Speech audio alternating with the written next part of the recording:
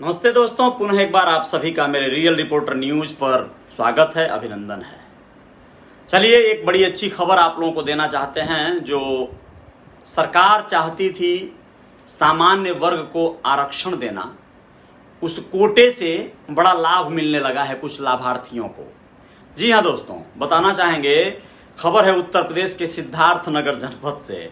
सिद्धार्थनगर जो बस्ती के बगल में आया है जनपद है, तो वहाँ की ये सूचना है और बड़ी शानदार सूचना है।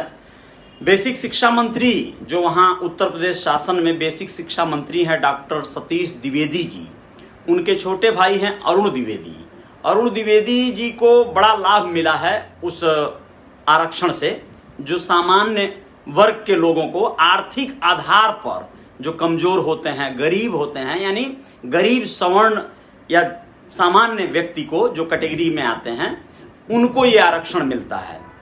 उसका लाभ जो है डॉक्टर सतीश द्विवेदी जी के भाई को मिल गया, क्योंकि वो बहुत गरीब हैं, बहुत निहायत गरीब हैं और पढ़े लिखे हैं, एजुकेटेड हैं, हायर एजुकेटेड हैं, तो उनको इसका लाभ मिल गया है। लाभ किस रूप में मिला है?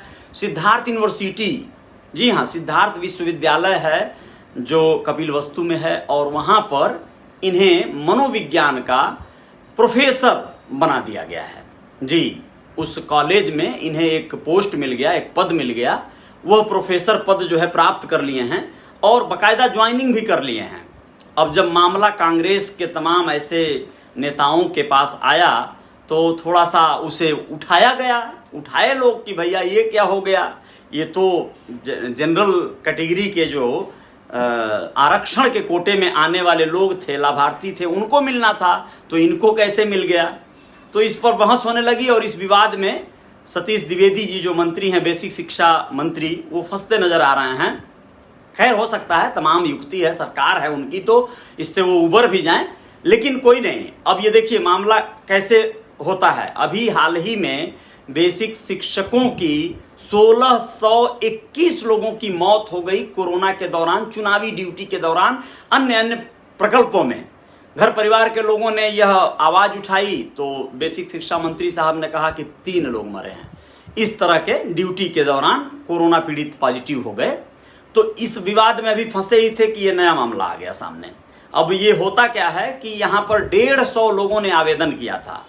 जो सुरेंद्र दुबे जी हैं, कुलपति हैं, जबकि वो भी 21 मई को रिटायर्ड, उनका मतलब कार्यकाल समाप्त हो रहा था, लेकिन उन्हें रोक लिया गया अपने, मतलब पता नहीं किस वजह से उन्हें तब तक के लिए रोक लिया गया जब तक कोई नए कुलपति कार्यभार न संभाल लें, तब तक जो है वो रहेंगे। और हो सकता है उनके रहने से और डॉक्टर अरुण कुमार जी को मतलब यहाँ पर लाभ मिल जाता। अरुण कुमार जी जो मनोविज्ञान विभाग में प्रोफेसर बन गए हैं, अब नए, मतलब अपने आरक्षण के तहत बन गए हैं। गरीबी रेखा के आधार पर जैसे बना हुआ है, ये आरक्षण मिला हुआ है, उनको प्रमाण पत्र जारी किया है। अब जो अधिकारियों ने, तहसील ने, या जो भी लोगों ने आय प्रमाण पत्र दिखाया गया होगा यहाँ पर कि भाई इनकी आय बहुत कम है, इनका प्रॉपर्टी बहुत कम है, तो उस आधार पर इनको ये जगह मिल गई। 150 लाभार्थियों ने वहां पे आवेदन किया था उस पद के लिए। उसमें से वरीयता के आधार पर 10 लोगों को पहले शॉर्ट लिस्टेड किया जाता है कि 10 लोग योग्य हैं। उन 10 लोगों में से 2 लोगों को चयनित किया जाता है साक्षात्कार वगैरह के आधार पर, जैसे कि कौन तेज हैं, ज्यादा एक्सपर्ट कौन है, कौन ज्यादा। तो दूसरे स्थान पर आते हैं अरुण कुमार जी, यानी मंत्री जी के भाई, छोटे भाई हैं, तो यह दूसरे नंबर पे आते हैं। और फिर पता नहीं कौन सा और टेस्टिंग होता है, हमको लगता है ये वही टेस्टिंग रहा होगा जो आरक्षण का मिलता है लाभ, EWS इसको बोलते हैं, आर्थिक रूप से कमजोर सामान्य वर्ग का ये आरक्षण है, जो नया ही अभी सरकार ने शुरू किया है। मालूम है आप लोगों को, मोदी जी की सरकार ने इस आरक्षण को लाया, बड़े खुश थे लोग कि भाई वाह क्या बात है, बड़ा बढ़िया है, अच्छी भी बात है, आरक्षण आना चाहिए भाई, सबको मिलना चाहिए लाभ ना, गरीबी के आधार पे मिले तो और अच्छी बात है। तो ये जो है सर्टिफिकेट लगाकर उस कोटे में मनोविज्ञान विभाग में हुआ इनका चयन, और ये आराम से अब जो है ज्वाइनिंग भी कर लिए थे। सुरेंद्र दुबे जी जो कुलपति हैं वो कह रहे हैं कि भाई इनका सब कुछ तो सही साट चल रहा था, अब अगर कहीं उस सर्टिफिकेट में कोई घपलेबाजी की गई है तो हमारा विषय नहीं है, बाकी सब टेस्ट में और सारी चीज़ों में ये अव्वल आए थे, आएंगे ही, बिल्कुल आए होंगे, इसमें कोई संदेह नहीं है, जरूर आए होंगे। और मंत्री जी का महकमा अब उसमें कहीं किसी रूप में इन्वॉल्व नहीं है, ये अपने हुनर और अपनी गरीबी के आधार पर इस पद को पा गए हैं। बहुत शुभकामनाएं हैं अरुण द्विवेदी जी को, ये पद उनको मुबारक हो। और बहुत सारे लोग जो 150 लोग बाकी के जो आवेदन किए थे, उन लोगों का अब क्या होगा या जो भी हो, उन लोगों में से जो 149 लोग हैं वो तो उस काबिल थे नहीं। वो लोग तो भाई मतलब कहीं ना कहीं उनमें से भी कुछ लोग ऐसा कार्य किए होंगे जो गरीब बनने का ढोंग किए होंगे।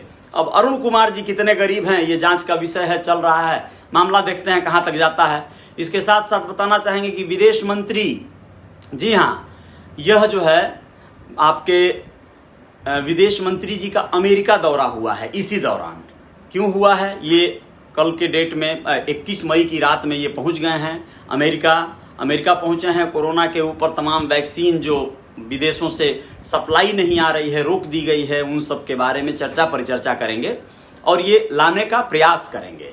ठीक है, तो ये कहीं ना कहीं ये बहुत बड़ी बात है जो हमारे विदेश मंत्री हैं सुब्रमण्यम जयशंकर जी, जी हाँ, तो एस जयशंकर उनको शॉर्ट में कहते हैं। आप लोग जयशंकर प्रसाद मत समझ लीजिएगा, जयशंकर प्रसाद जी विदेश मंत्री या विदेश मंत्रालय में जाने के मतलब कहीं ना कहीं सक्षम जो लोग होंगे वही न जाएंगे अमेरिका से और चीन से मीटिंग करने। तो ये जो सुब्रमण्यम जयशंकर जी हैं, एस जयशंकर, ये बड़े सुलझे हुए, पहले हम लोगों के विदेश सचिव हुआ करते थे और ये अच्छा खासा सेवा दिए हैं देश को, बहुत वर्षों तक कार्य किए हैं देश हित में।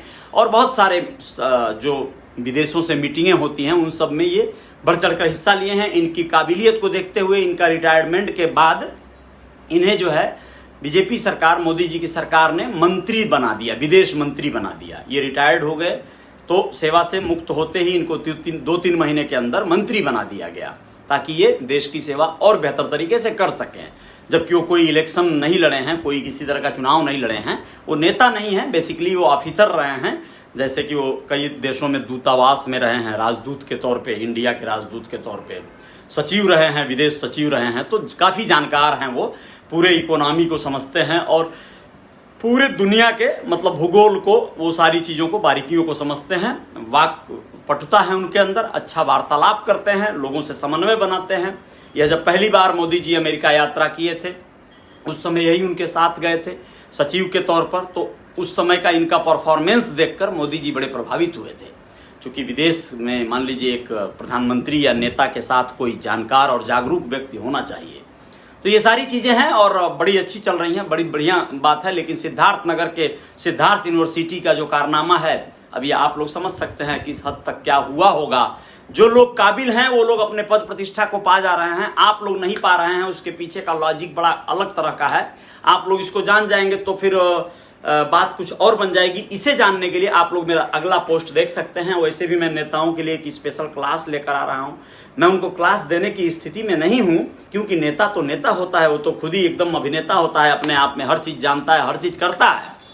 फिर भी नेताओं को एक जो है जो प्रोत्साहन देने वाली बात है जो अक्सर मीडिया ऐसा नहीं कर पाती है, तो मैं कहीं ना कहीं उन्हें एक नसीहत भरा एक संदेश देने के लिए जस्ट थोड़ी देर बाद हाजिर होते हैं। जय जयकार जारी रहेगी। आप लोग अपना ख्याल रखिएगा। बहुत बहुत धन्यवाद।